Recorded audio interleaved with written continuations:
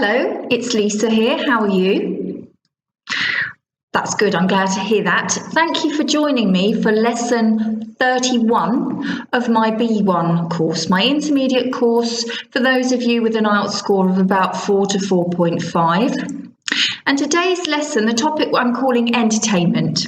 Okay, it's a vocabulary lesson and we're looking at book, film and TV genres. So by that I mean types of book, types of film and types of TV programme. Talking about our preferences with an IELTS style speaking exam practice task. Okay, let's have a look at the first task together, shall we? Here we go. Here are some books and DVDs on sale at my local supermarket. Do you recognise any of them? Have a look. You look very closely, certainly on the films, you can see Pirates of the Caribbean, you can see Moana, Trolls, Cars, the Minion movies, so Despicable Me 3 and Paddington here. And books, well, Dan Brown is a very famous author, isn't he? And Philip Pullman and Harry Potter. There's a Harry Potter film book there too that you might have heard of. Okay, let's look at question 2. Reading is my favourite hobby. What about you? Do you prefer watching films or perhaps watching TV?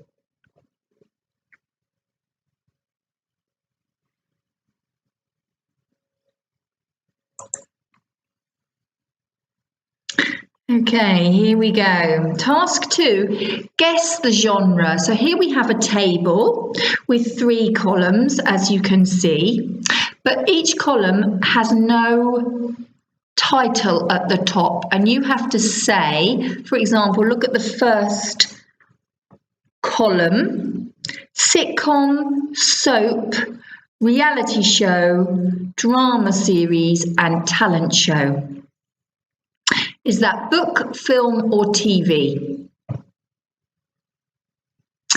In the middle column we have satire, autobiography or just biography, self-help, murder mystery and historical novel. Book, film or TV, can only be one, okay? And final column, thriller, gangster, animation, action and adventure and comedy. What are they all examples of? Book, film or TV genre.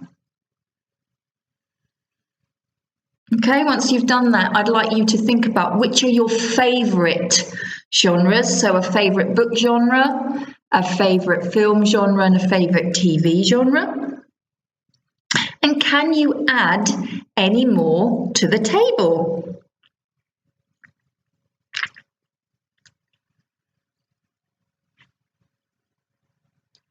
Okay, stop the slide here if you need more time, because here come the answers. And I can pop up here. Hello. So, sitcom, soap, soap opera, but we say soap, reality show, drama series and talent show are all examples of TV programs. Okay, what's the difference between a sitcom and a soap opera? Do you know? Well, if you think of famous examples of sitcom, as the American one, Friends, perhaps, I don't know if you've heard of it or you saw it. A sitcom is on TV regularly, maybe once a week, and it follows a group of characters in different funny situations. Yeah, situation comedy, contracted to sitcom. That's a sitcom.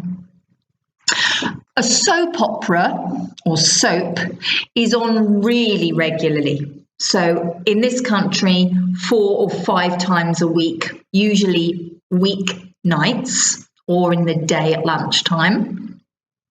And again, a soap opera follows a group of characters, but it just looks at their daily lives in a realistic way. Obviously, there's some drama, but a sitcom is people in funny, comedic situations, whereas a soap opera, it can deal with life's troubles as well as life's happy points. Yeah. Okay. A talent show. Do you have those on your TVs at all? So, for example, in this country, it's very popular for ordinary people to go onto a talent show to sing, and they try to win a prize. Perhaps a record producer is there and promises to make them famous. Yep. So they're examples of the TV genre of TV programs. And if you look in number 1, I've given you other examples just to help. So documentary, wildlife programs, they are incredibly popular in the UK. So we love watching programs about the lions in Africa or the penguins in Antarctica. We absolutely love it. Okay, and then current affairs programs, which can be news, politics, that kind of thing. Okay, with me? The second column is books. So we've got here satire, and that's a book that uses humour to laugh at people like politicians who behave badly in the public eye. Yep. Biography, the life of someone, autobiography, when you write about yourself, self-help books. These are incredibly popular in the UK at the moment, also known as self-improvement books. So maybe you have problems, you feel worried in new situations. Yeah, you could buy a self-help book to help you have strategies to feel less worried, to feel less anxious. Murder mysteries, Agatha Christie is one that famously springs to mind, and historical novels. So a historical book would be a book about history, but a historical novel would use history, but it's still something that is created. It isn't true. It isn't somebody's life, for example. It's from a writer's imagination, a novel, a story. Other types of book, if you look at number 2, romance, sci-fi, science fiction, and travel guides. They're incredibly popular here. What about where you live? I've got lots of travel guides, actually. I love reading travel books. Okay, and number 3 is film. So we've got thriller, gangster. So, for example, a gangster film would be maybe a film about a group of organised crime. So a group of people who are violent criminals, really, like the mafia. Yeah, and that would be a film about that. Animation, so things like Despicable Me. Action and adventure, Pirates of the Caribbean, for example, and comedy, films that make you laugh.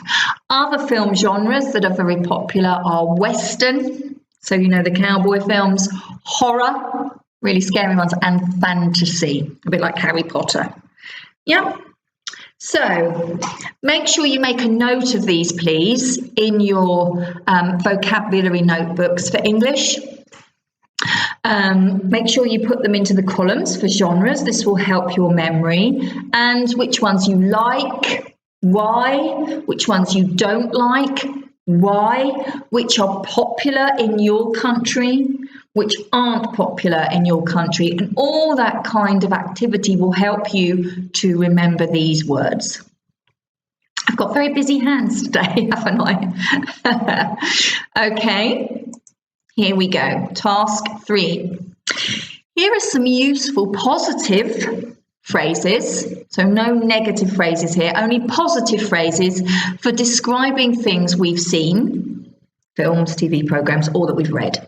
Okay? Can you use them for books, films, TV programs, or all of them? Okay. So I want you to look at the language in number 1 to 8. They're all speaking positively, but are they talking about books, films, TV, or all? All right, here we go. Number 1, I couldn't put it down. Is that about a film, a book, a TV program, or all of them?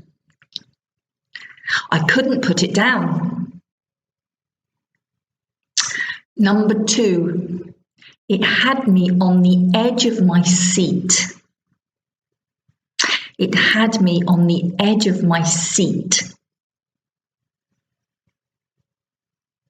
Book, film, TV, all 3. Number 3, the plot was full of twists and turns. The plot was full of twists and turns. Book, film, TV, all of them. Number 4, it had a star-studded cast. It had a star-studded cast. That's a tongue twister, isn't it? Number 5, the special effects were amazing. The special effects were amazing. Number 6, I absolutely loved the soundtrack. I absolutely loved the soundtrack.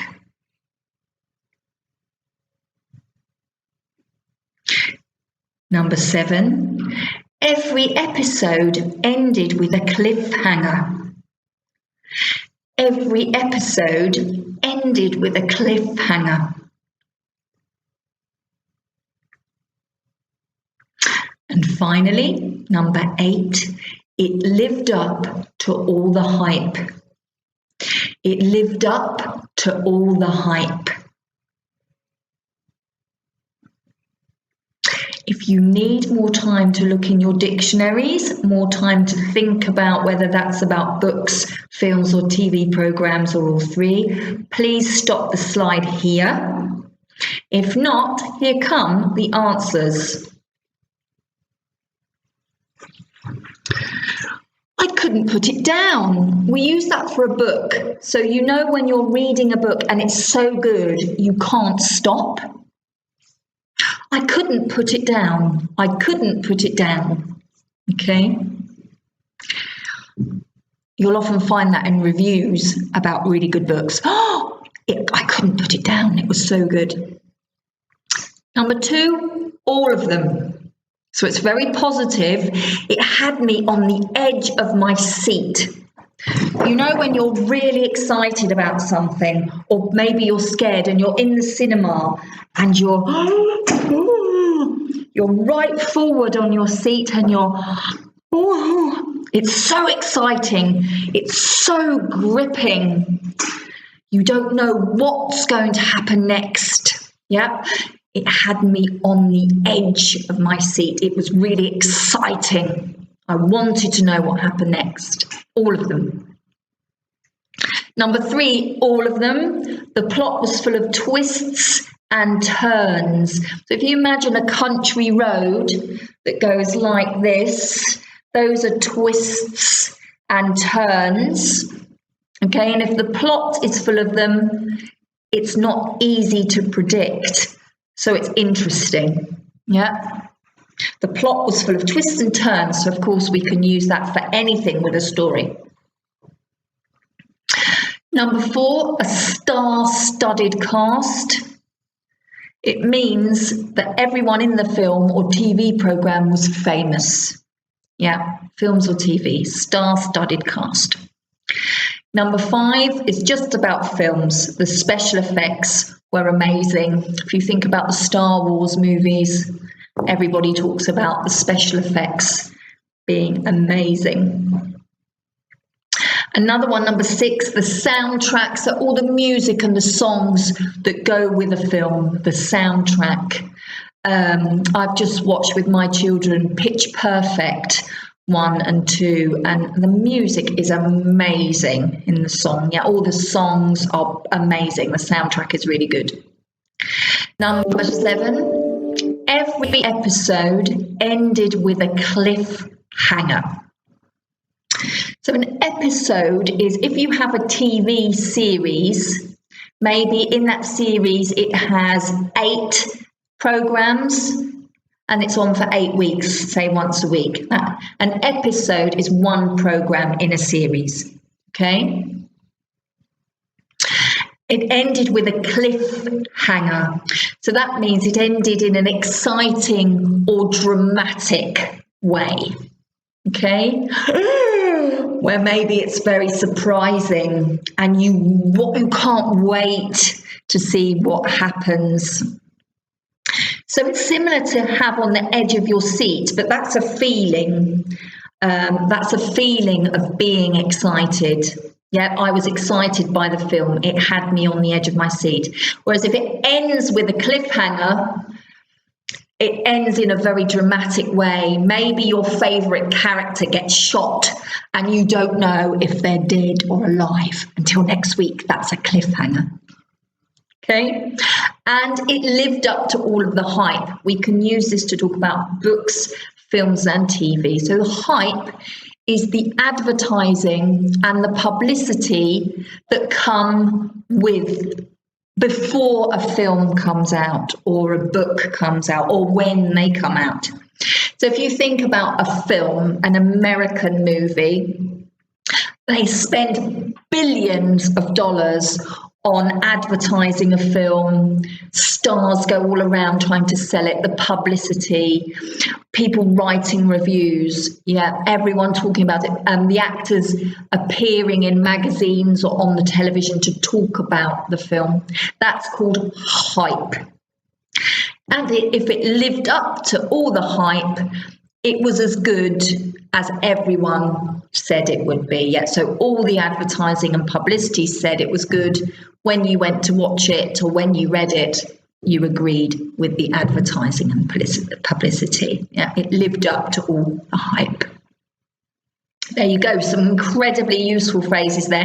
If you're sitting the IELTS exam and you have the fortune of getting a task talking about a film or a book, these are some useful phrases for you. And indeed, if you're just learning general English, these are the type of phrases I would use to talk about films, books and TV. Okay? Jolly good. Let's go on to the speaking task then. Here we go. And this is like you'd find in an IELTS speaking exam, a part 2.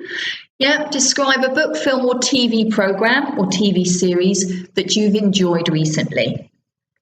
You should say what it was, when you read or saw it, why you decided to read or see it, and why you enjoyed it. Please could you use as much of the language in task 3 as possible just to learn it, basically. Now, as usual, I have done a model answer for you, but it's quite short. Okay, so you could say more. Would you like to see it? Here we go. Just let me go out of the picture. So I'll read it with you. You can follow it with me. Here we go. I'm going to talk about Paddington 2, which I watched in the cinema while on Christmas holiday with my family in London. Paddington is one of the most famous teddy bears in children's literature. He always wears a blue coat, a red hat, and red Wellington boots. He carries a battered old suitcase in which he keeps his marmalade sandwiches. and he has lots of exciting adventures. I read all his stories as a child, and so did my children.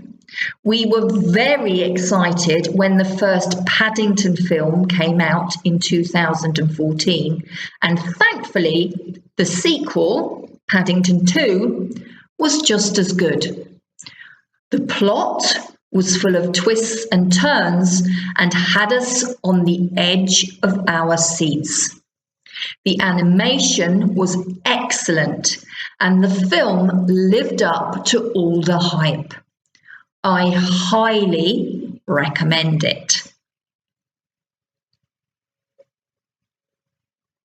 Now, as you can see, I put some of the useful language in bold for you to use if you're talking about a film.